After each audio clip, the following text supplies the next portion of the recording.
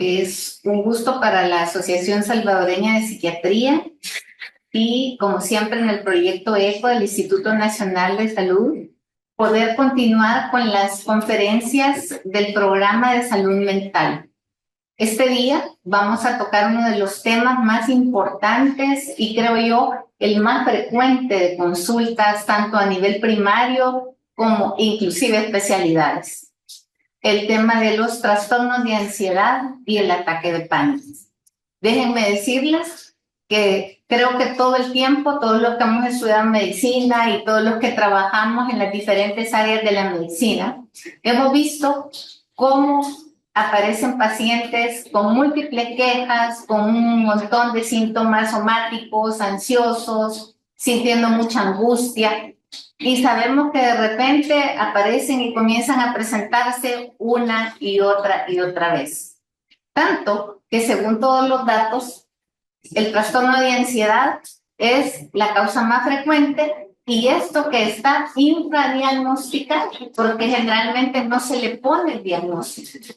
Por lo cual, para nosotros como Asociación de Psiquiatría es tan importante que sepamos reconocerlo para poderlo diagnosticar, y no solo eso, para poderle dar a nuestros pacientes un tratamiento idóneo o referirlo al lugar adecuado para su tratamiento.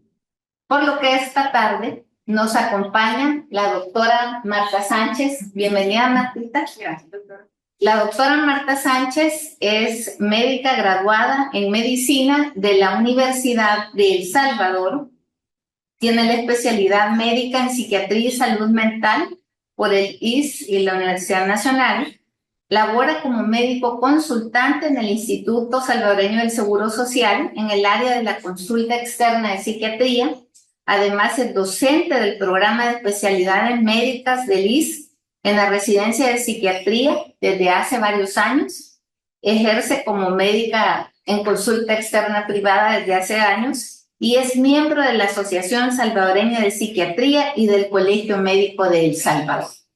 Por lo cual es para mí un gusto tener a una de mis colegas jóvenes muy buena y atendiendo siempre a nuestros pacientes con mucha calidad. Y tengo que decirles, vamos a poner mucha atención porque el tema en realidad es un tema que todos debemos conocer, porque creo que aparte hace que nuestro paciente se cronifique, que esté recidivando o que se nos vuelva a cada rato consulta porque quiere pastillas benzodiazepínicas, que hoy también vamos a ver un poquito. Y creo que pues dejo con ustedes a la doctora y vamos a empezar el tema. Muchas gracias, doctora Sandoval. Para mí es un gusto estar representando, ¿verdad?, también a la Asociación Salvadoreña de Psiquiatría y la posibilidad que nos da el Instituto Nacional de Salud para podernos aproximar a nuestros pacientes, a nuestros familiares y a la población en general y al primer nivel de atención. Vamos a dar inicio. El tema, pues, es trastorno de ansiedad y trastorno de pánico. Quisiera empezar hablando un poco y dando una introducción sobre qué es ansiedad, ¿verdad? Si vamos a hablar precisamente, va a ser la palabra que más vamos a escuchar. Ansiedad, ¿a qué nos referimos cuando estamos hablando de esto? Bien, la palabra ansiedad se utiliza para describir la respuesta mental y física que produce ante situaciones de peligro o para completar tareas. Eso lo produce nuestro organismo, nuestro cerebro.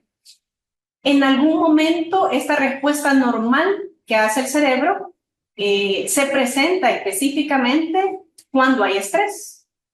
Sin embargo, cuando está presente la ansiedad en momentos en los que no es necesario tener estrés o que no haya una activación precisamente para huir de peligro o para responder de una manera más pronta y rápida, es cuando nosotros como médicos la clasificamos como un trastorno de ansiedad.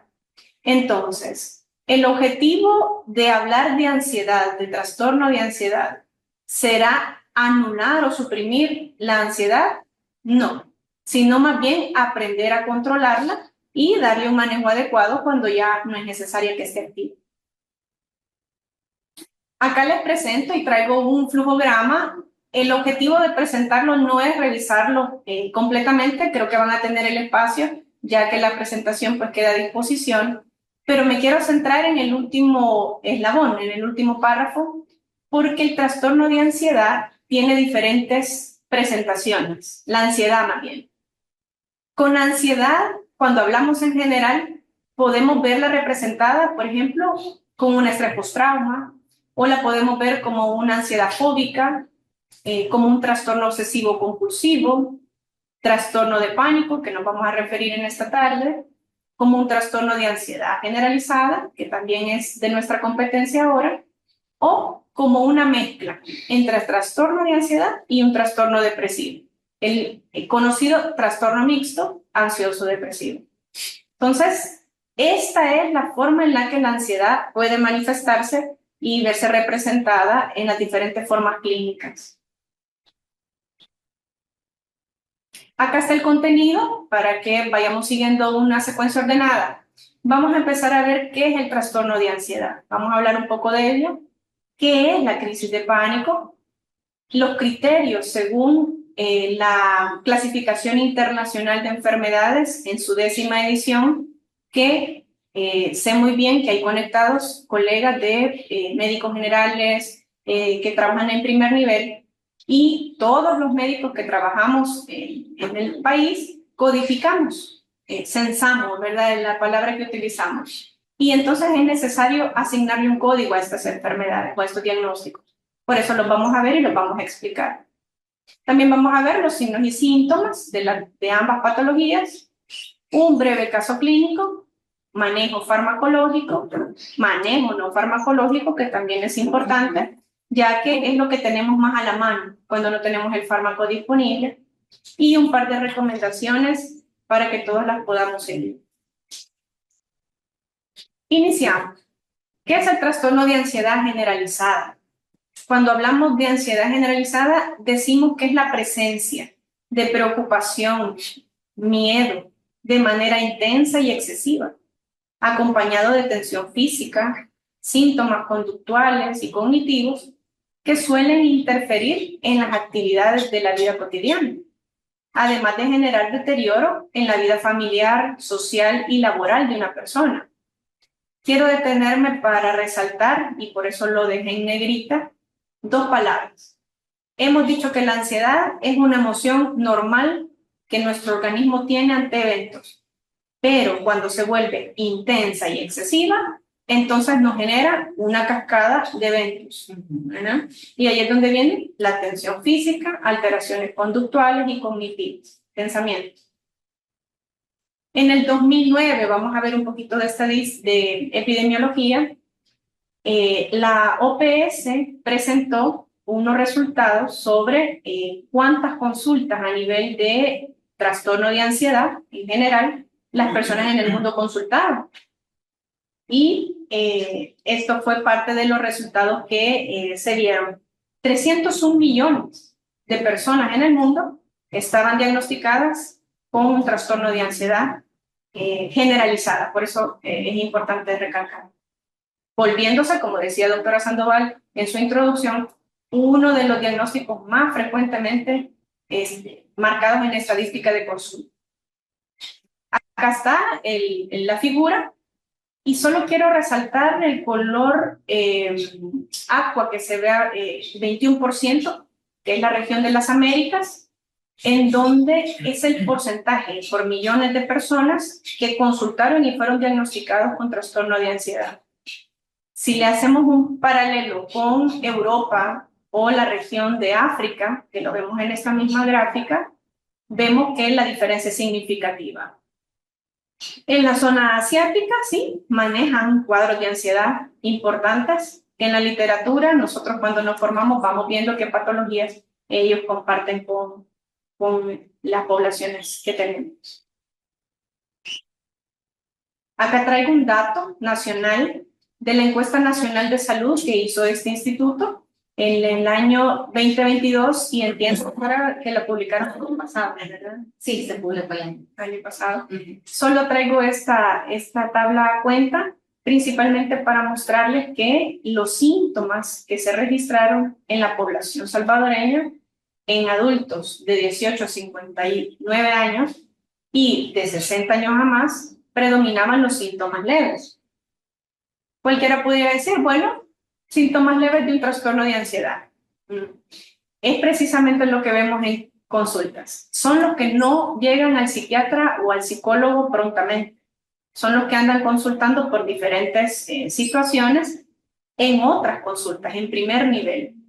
Dolor de cuello, cefaleas o dolores de cabeza a repetición, sí, trastornos gastrointestinales a repetición. Y precisamente son los que caen en estos grupos. ¿Qué pautas para el diagnóstico del trastorno de ansiedad generalizada según nos pide los requisitos la codificación internacional de enfermedades? Lo vamos a encontrar con la letra F41.1. Así es como se codifican. Y nos pide la presencia de síntomas de ansiedad, inquietud la mayor parte de los días, durante semanas consecutivas. Acá lo especifican por lo menos 6 meses. ¿Y qué vamos a encontrar de sintomatología concomitante? Aprensión, que es una preocupación por calamidades venideras, miedo, falta de concentración. Va a haber tensión muscular, hiperactividad vegetativa, manifestada con vértigos, sudoración, presencia de palpitaciones, que nosotros la registramos como taquicardia, náuseas, la que es parte de los requisitos que nos piden para cumplir este tipo de diagnóstico. Acá se los traigo en gráfica para que lo veamos gráficamente. Un paciente con ansiedad generalizada lo vamos a ver perturbado, temeroso, ansioso, ¿verdad? Valga la redundancia, inquieto. ¿Qué ocurre? Se va a mantener preocupado a nivel de pensamiento o a nivel cognitivo. Va a haber mucha preocupación. Leía por ahí cuando estaba haciendo el tema que decía, el ansioso es el eterno preocupado y el eterno temeroso. Todo le preocupa, todo le teme. También hay presencia de sentirse fatigado, cansado, una fatiga constante. Alteraciones en el patrón de sueño, alteraciones a nivel, si decimos a nivel del cuerpo en general, a algunos se les manifiesta con sensación de picazón o prurito a nivel generalizado sin tener una lesión. Sensación que el corazón se va a parar o se va a salir. Algunos describen una sensación de un bolo o de algo que no les baja, un nudo en la garganta. Y es angustiante para ellos, es molesto también. La sensación de no poderse relajar, no puedo estar tranquilo en ningún lado. Cefaleas constantes. Y lo que dicen algunos que es, sufren siempre porque están como en el futuro siempre. No pueden relajarse, por eso no pueden vivir el presente. Y entonces, vivir en el futuro tan incierto, por supuesto que es vivir con ansiedad general. Veamos un poco qué es la crisis de pánico. Pues la crisis de pánico la podemos decir que es una manifestación generalizada, recurrente y repentina de gran intensidad, caracterizada por una ola de temor, desesperación, una sensación de pérdida de control, además de acompañarse de síntomas físicos que pueden impresionar como una urgencia médica. Si ya el trastorno de ansiedad generalizada nos parecía que era algo agobiante, a lo que lo estamos viendo o a lo que lo estamos atendiendo, por supuesto no imaginamos una crisis de pánico. En los libros y cuando uno está estudiando, en este caso psiquiatría, nos dicen nuestros maestros, el paciente siente que se muere. Así es. La sensación de muerte inminente.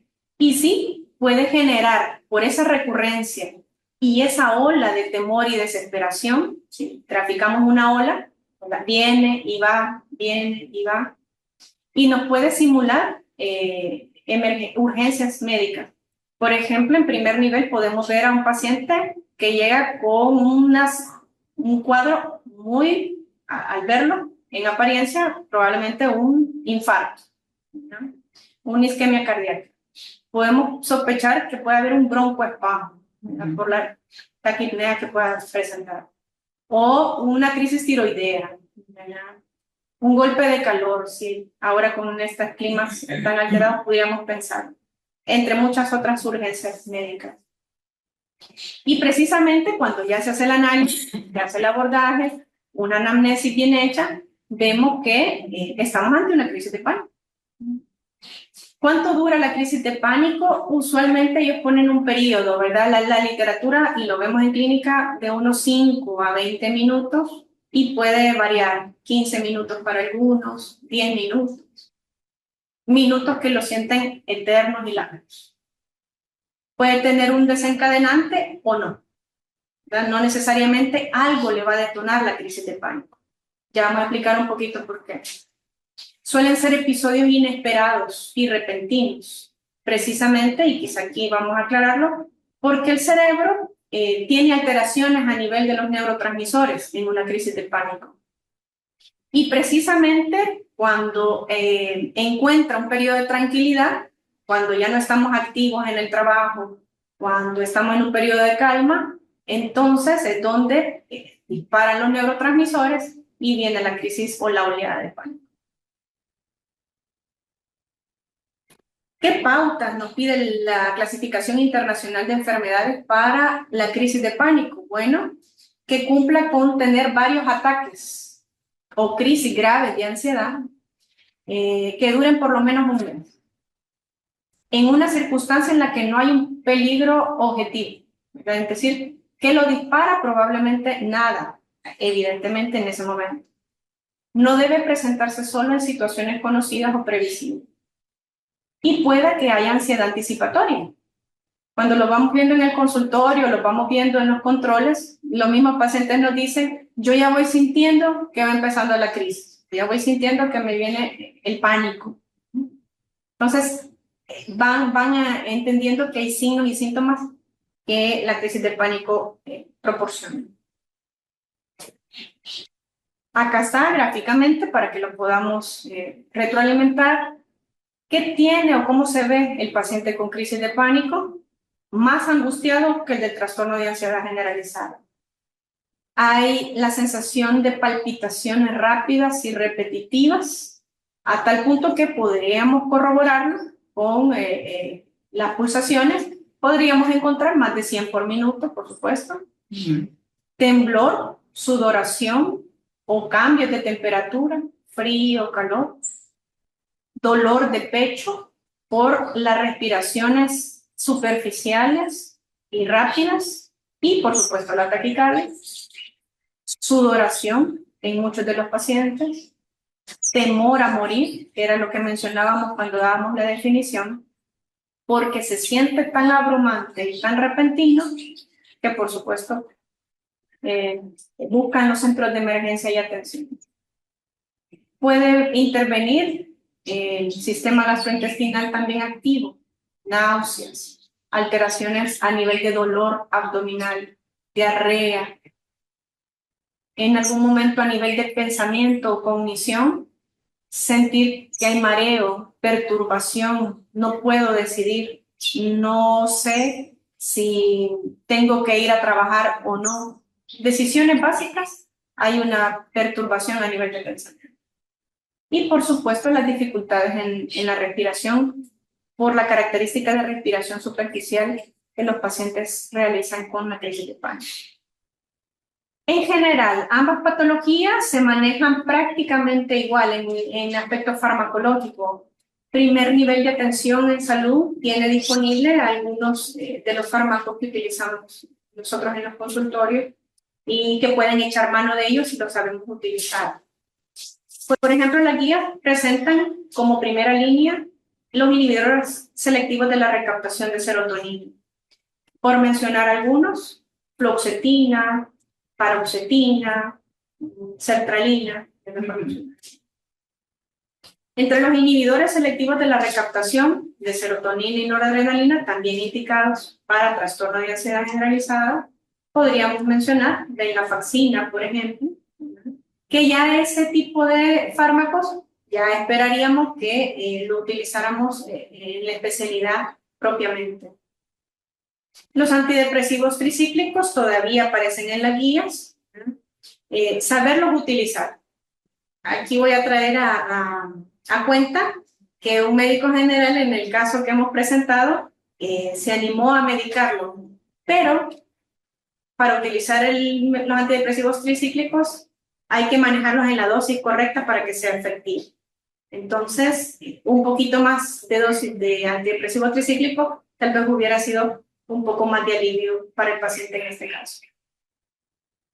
Y las benzodiazepinas. Benzodiazepinas que podríamos mencionar para el uso de ambas patologías: clonazepam, alprazolam, lorazepam, por decir algunas, las más utilizadas. Con esto es importante, la benzodiazepina no hay que temer utilizarla. Si sabemos del fármaco, vamos a poder indicar y prescribirlo el tiempo indicado.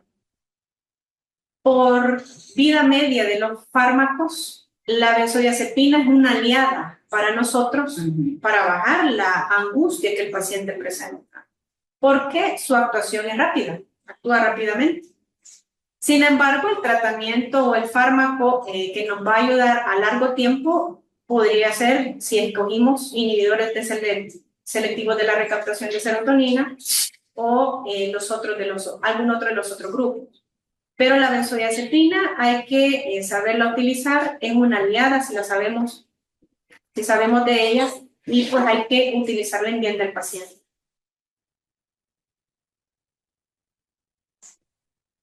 En el aspecto del manejo no farmacológico, aquí tenemos varias opciones. Psicoeducación. Yo creo que todo parte de que estemos bien educados, ¿verdad?, en los diferentes aspectos. Saber de este tipo de temas, y por eso tanto la asociación como el instituto nos permiten a nosotros, los psiquiatras, acercarnos a la población y a los pacientes y familiares para poder educar respecto a esto. Saber qué es ansiedad, saber que estamos ante un cuadro de ansiedad y consultar adecuadamente, o en el caso de los colegas que trabajan en primer nivel o en segundo nivel, saber referir oportunamente. Por eso es importante. La psicoterapia, nosotros no solo medicamos farmacológicamente, sino que el manejo de trastorno de ansiedad generalizada y crisis de pánico lleva a la par la parte terapéutica, tanto por el psiquiatra encargado o como los psicólogos, que para nosotros somos un equipo. Tanto psicología como psiquiatría trabajamos en conjunto. Es importante aprender técnicas de resolución de problemas. En algún momento no nos lo enseñan en la vida, sino que la vida misma nos va pidiendo que las vayamos aprendiendo. Tenemos que aprender a ordenar y ayudarle al cerebro a ordenar. El cerebro está para nosotros en nuestro organismo no para darnos felicidad, sino que para sobrevivir. Para eso nos sirve todo lo que el cerebro hace. Y si nosotros le apoyamos y le ayudamos a ordenar algunas situaciones, entonces el cerebro también nos va a ayudar a solventar problemas. Disminuir el uso de sustancias estimulantes. Si estamos bajo una crisis de pánico en proceso de tratamiento, usualmente recomendamos no utilizar soda, por ejemplo, café, ¿verdad? Aquellos café expreso, tan deliciosos. Sí, bebidas energizantes, té verde en algún momento que algunos dispara un poquito la crisis de pánico, etc. Nutrición balanceada es importante. Hay comidas muy copiosas que nos hacen también tener hacer que perdure la crisis de ansiedad. Y sabemos que ya hoy por hoy, a nivel científico, el intestino es nuestro segundo cerebro. Por tanto, si tratamos bien al intestino, en la parte gástrica, también nos va a ayudar a la parte cerebral. Realizar ejercicio aeróbico, esto lo dejamos, por lo menos yo a las consultas, los que son pacientes míos, les digo fármacos, terapia y ejercicio, ¿verdad? Porque el ejercicio aeróbico es un regalo gratuito que tenemos para poder ayudar al manejo de la ansiedad por las secreciones de sustancias positivas que genera.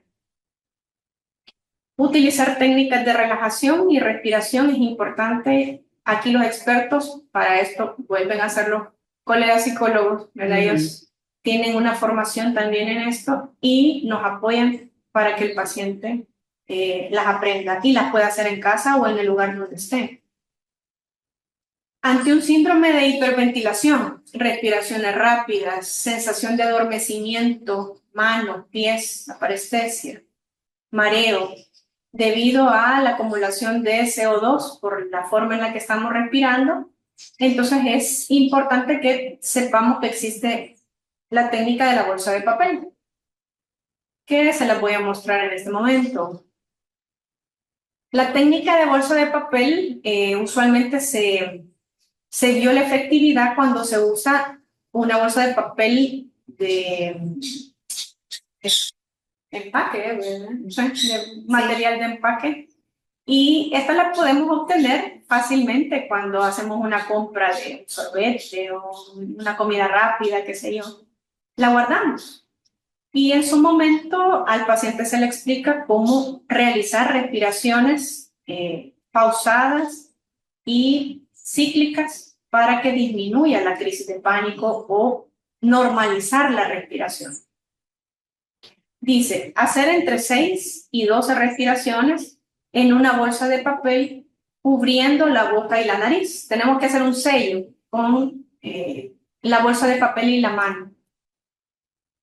El paciente tiene que hacerlo, ¿verdad? Estamos con las respiraciones rápidas y superficiales, se agarra la bolsa de papel, se hace el sello y se sostiene propiamente.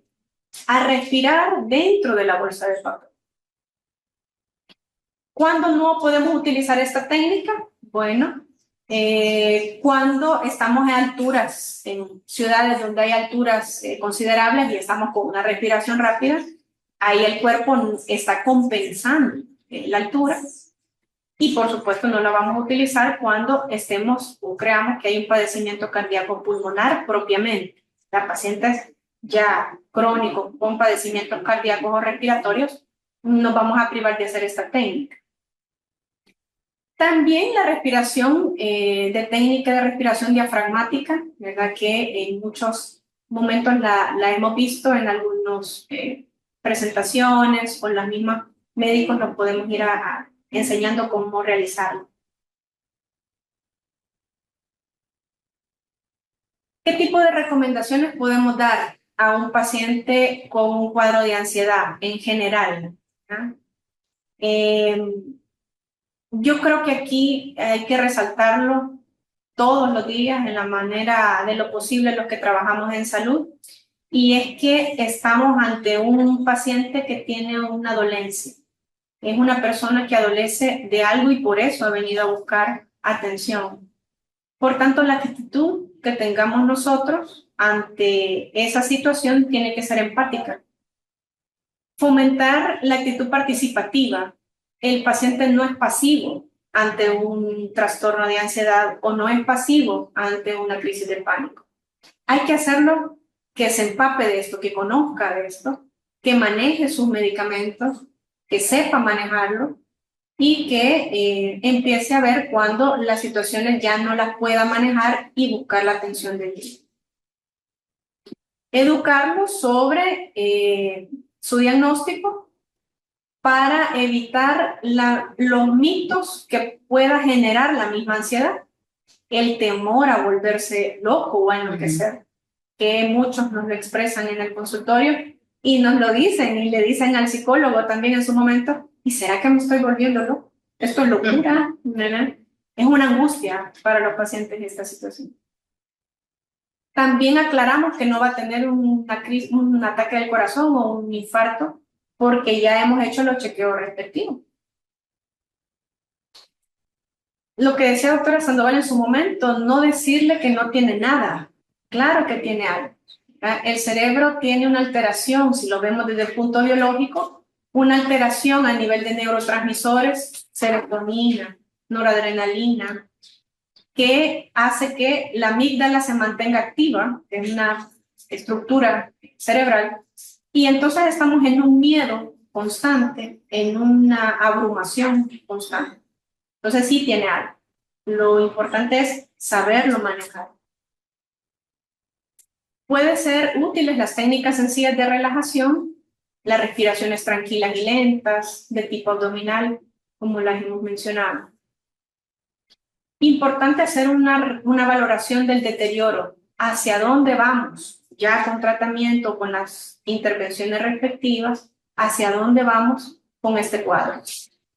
Podríamos avanzar a algo más complicado después de un trastorno de ansiedad generalizada, o podríamos tener otras complicaciones por las crisis de pánico. Todo eso lo vamos viendo con la evolución de los casos. Saber cuándo referir a psiquiatría o cuándo referir a psicología, o por supuesto cuándo referir a ambos, porque lo hemos dicho y lo vamos a seguir manteniendo, trabajamos en conjunto, ¿verdad? Y cada uno, sabiendo hacer su parte, hace que el paciente pues salga exitosamente de la crisis. No quisiera terminar antes sin traer a cuenta una de las técnicas terapéuticas que utilizamos para estos cuadros de ansiedad, que es la terapia cognitivo-conductual. El doctor Aaron Beck, médico psiquiatra estadounidense, ya falleció, pero él decía, cuando abordaba la parte de la ansiedad, que él veía o concluía que la ansiedad era producto de una situación de distorsión ante un evento, la percepción distorsionada ante un evento, y que el ansioso sobreestimaba el evento y se subestimaba en su capacidad para poderlo solventar. Entonces él proponía la siguiente frase y decía, si cambias tu manera de pensar, va a cambiar tu forma de sentir y va a cambiar también tu forma de actuar. Entonces, con esto, el material que les traía y espero que sea de provecho. Muchas gracias, doctora. Quizás solo poner la presentación, que quería aclarar yo algo sobre el esquema, aprovechando que veo que tenemos saludos cordiales de diferentes lugares, están todos los supervisores del Hospital Generalís, saludos cordiales por participar, también del Hospital Nacional de Jiquilisco, que están conectados. Y es esta. Ajá. Quizás proyectemos la... Sí. Creo que es bien importante para los que están conectados, y me gustó mucho el esquema que nos trae la doctora, porque cuando llega a la atención primaria alguien con ansiedad, la parte de arriba del esquema que la doctora nos trae, cuando alguien llega con estos signos de ansiedad, tenemos que acordarnos siempre y recordar que puede pasar a todo esto.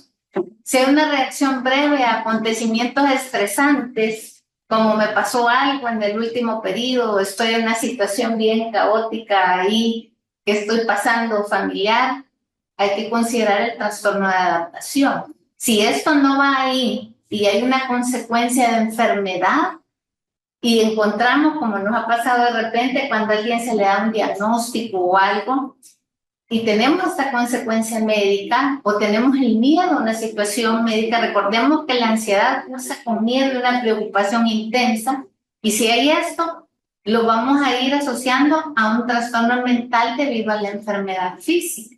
Miren la ansiedad como el síntoma ahí, pero si no fue con esto y hay consumo de alcohol y de sustancias, como bien nos ponía el caso la doctora, precisamente, y si pega con esto, yo tengo que buscar si hay un trastorno por consumo de alcohol u otras sustancias psicoactivas, que hoy es tan frecuente, y si aún ahí no pega, tengo que ir a buscar el predominio de síntomas psicóticos o depresivos. Bien importante, porque casi siempre la ansiedad va acompañando a los trastornos depresivos. Y tenemos que acordarnos que si sí pega, yo inmediatamente voy a considerar otro trastorno mental que sea psicótico o depresivo. También es bien importante acordarnos que estos trastornos de ansiedad, si ustedes ven la ansiedad como síntoma, ella nos trae muy bien lo que son los trastornos primarios que del tema, pero tenemos que tener cuidado y descartar por ahí, tener el diagnóstico diferencial de las otras patologías. Nosotros en psiquiatría, como bien decía Martita, tomamos exámenes. Uno de los más frecuentes, tiroides. Porque de repente están las tormentas tiroideas y todo este tipo de situaciones, y nosotros no hacemos directamente el diagnóstico de estas patologías, sino que tenemos el diagnóstico psiquiátrico ya al final, ¿verdad? Entonces, esperamos nosotros que llegan evaluados por medicina interna, por todo, pero si nos llegan de primaria, nosotros vemos. Pero quien lo ve son los que nos están viendo en los hospitales a nivel nacional, en los hospitales general, y que tenemos que descartar. Por eso hacía un poquito y me iba de referencia con esto, porque sí es sumamente importante. Pero aparte, hoy les voy a pedir si nos ponen por favor los comentarios. Tenemos algunas preguntitas por ahí. Y precisamente aparte de los saludos, también es importante ver las benzodiazepinas. ¿Cuánto tiempo vamos a dar benzodiazepinas? ¿Doctor? Sí, importante. Usualmente la literatura nos dice que tiene que ser un tiempo breve, ¿verdad? Porque precisamente la función de la benzodiazepina es ayudarnos a hacer el corte, a cortar, a disminuir la crisis. Usualmente la literatura habla de 2 semanas, 3 semanas, ¿verdad? Depende del cuadro que nosotros vayamos viendo. Pero definitivamente el tiempo de uso de benzodiazepina tiene que ir amarrado o atado a la clínica que vayamos presenciando y con la expectativa de ser breve. Ok, aquí tenemos otros comentarios, muchas gracias. De ISBM, Oficinas Centrales, también nos saludan.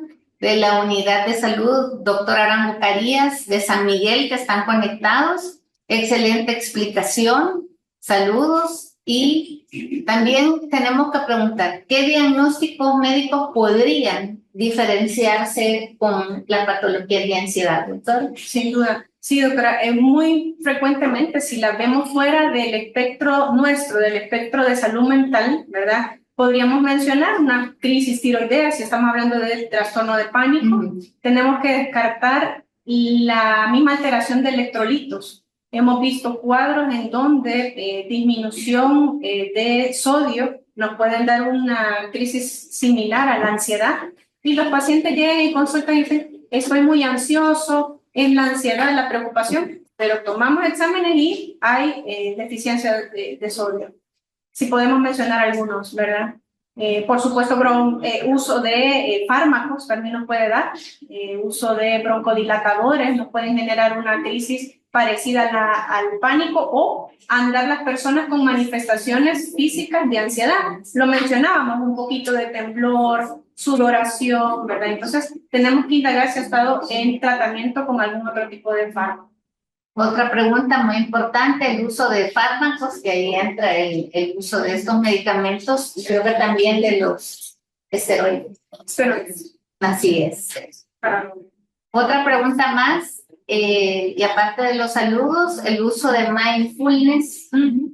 Sí, son técnicas, ¿verdad? Que de alguna manera hoy estamos echando de mano, cada vez nos estamos llenando en salud mental de herramientas que nos ayudan a proporcionarle a los pacientes la parte terapéutica. El mindfulness es tema de congresos en psiquiatría, lo pueden utilizar personas que se capacitan en esas técnicas, psicólogos, terapeutas, nosotros los psiquiatras. Pues de ahí en su momento el cerebro puede de alguna manera aprender a identificar los factores que detonan o desestabilizan su basal o su entorno y empezar a utilizar este tipo de técnicas.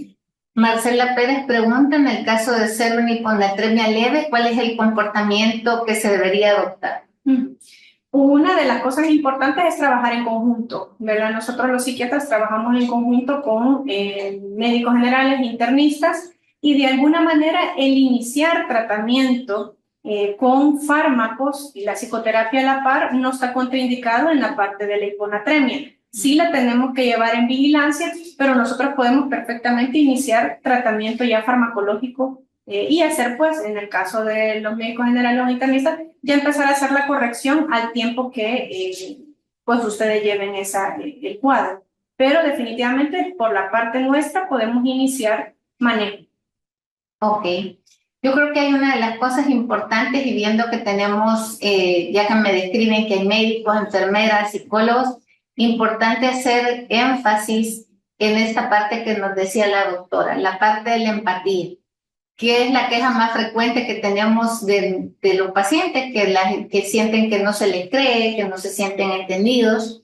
Y recordemos que el trastorno de ansiedad tiene una prevalencia que por 2 mujeres que están con ansiedad hay un hombre que va a padecerla y que a lo largo del año, antes de la pandemia, había un 31% de chance de que padeciera de ansiedad la población. Después de la pandemia, los números cambiaron y creo que ha sido tan frecuente y los que vivimos esto sabemos que nosotros, el personal médico, no ha sido inusual, médicos, enfermeras, psicólogos que hubiese presentado ansiedad, por lo cual todos tenemos que conocer por lo menos un poquito de relajación, cómo trabajar con el paciente y lo que decía la doctora, el ejercicio, que creo que es lo que debe estar como parte de nuestra vida. Aquí hay otra pregunta. Eric Santos pregunta, el uso de clonazepam por psiquiatría, ¿cada cuánto tiempo evaluar el uso? Usualmente tendría que ser cada consulta, ¿verdad? Cada consulta, nosotros educamos y la labor de nosotros también es educar al paciente sobre su tratamiento, pero el manejo de decisión de quitar un fármaco, específicamente una benzodiazepina, tendría que ser de la mano con su médico encargado, con su psiquiatra. No es saludable que los pacientes supriman los fármacos repentinamente porque se sienten bien, porque va funcionando. Entonces, quizá la respuesta en este tiempo, cada cuánto evaluar, sería cada vez que lo veamos en consulta externa o en consulta, ¿verdad? Y decidamos cómo vamos a actuar con los fármacos. Y creo que hay que recordar siempre que el antidepresivo, junto con la benzodiazepina, nos ayuda a mejorar al paciente, pero la benzodiazepina es la que el paciente siempre cree que es la fórmula mágica y decide, no, yo ya no me tomo el antidepresivo, no, que solo me quede con este. No, hay que hacerle énfasis al paciente de que la benzodiazepina lo acompañará un tiempo y por eso lo tenemos que retirar.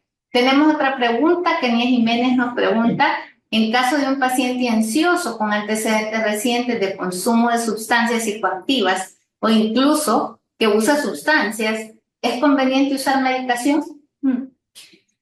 Una parte importante es, como decíamos en la presentación, que los pacientes recurren a otro tipo de ayuda, ¿verdad? Y muchas veces es la que el vecino le dice o es el que el amigo le funcionó. Y precisamente cuando tenemos casos así que vienen polimedicados o vienen ya con una situación de un abuso de sustancias o consumo, lo primerito que tenemos que hacer es explicar que vamos a tener que ir limpiando poco a poco de la sustancia para que el fármaco, que es el que va a tocar el neurotransmisor que está activo, haga su función. Porque en el organismo a nivel hepático compiten las sustancias. Por tanto, no está contraindicado iniciar tratamiento porque anda buscando ayuda, pero sí, definitivamente el uso de drogas o sustancias tendría que ser en disminución o eliminación. Bueno, Annalise Chávez Cruz pregunta, ¿existe un protocolo a seguir para cuando se detecta un caso de ansiedad en personal en turno y cuál sería su seguimiento? Fuera importante que existiera, ¿verdad? Nosotros a nivel de salud en el país, está a la disposición de las emergencias, ¿verdad? El uso de la emergencia tanto por personal como por la población en general. Sin embargo, la atención, hay un psiquiatra siempre disponible en una emergencia 24 horas. En el Seguro Social, nosotros pues tenemos ya la emergencia nuestra, ¿verdad? Donde es exclusiva de psiquiatría, pero lamentablemente creo que no todo el sistema de salud está capacitado para tener un protocolo de atención. Sin embargo, precisamente para eso se dan estos programas, para que los médicos que estén en las emergencias o que atiendan a otros que están en un cuadro con pánico o con ansiedad, sean capaces de poder dirigir y manejar. Yo voy a agregar, creo que hay otra cosa importante en algunos de las áreas hospitalarias, por ejemplo, en el Hospital General, nosotros tenemos lo que se llama un programa de autocuido, que si alguien, por ejemplo, está mal y obviamente si está de turno, pues baja a la emergencia o se refiere a donde tenemos psiquiatras, que es el Hospital Policlínico Arce. Creo que el Sistema Nacional lo tiene en el Psiquiátrico Nacional, pero obviamente también existe la consulta para si hay alguien de nuestros empleados que necesita, hay una consulta los viernes que se puede ocupar, pero si es emergencia, pasan a la emergencia de psiquiatría 24 horas, ¿verdad? ¿Y cuál sería la mejor alternativa de tratamiento psicoterapéutico que mejor resulta para el trastorno de ansiedad generalizada? Pregunta Mauro Enrique. La técnica que ahorita o que se ha manejado en la literatura, ¿verdad? Con mucho resultado, de hecho, un resultado puntual, la terapia cognitivo-conductual, ¿verdad? De Aaron Beck, que era el que citábamos al finalizar la ponencia, porque logra llegar bajo el esquema de la terapia cognitivo-conductual a aquietar terapéuticamente al cerebro que está con un cuadro de ansiedad o con un trastorno de pánico, por la secuencia, por el orden, por la logística que lleva la terapia cognitivo-conductual. Entonces, si podríamos hablar de un proceso terapéutico, yo podría decirles que es esa, terapia cognitivo-conductual. Se han hecho estudios y están reportados que el uso de psicoterapia y psicofármacos por tiempos determinados y de la psicoterapia, la más importante, la cognitiva conductual, es lo que más funciona. Entonces, verdaderamente, creemos nosotros que si estamos, aparte de psicoeducados, haciendo y explicándole a nuestro paciente estas dos maneras de manejar su ansiedad, el paciente pues definitivamente pues le va a ir bastante bien. Pero en nuestro medio pasa mucho que solo apaga el fuego y vuelve a consultar, y eso es lo que lleva a la cronicidad, ¿verdad?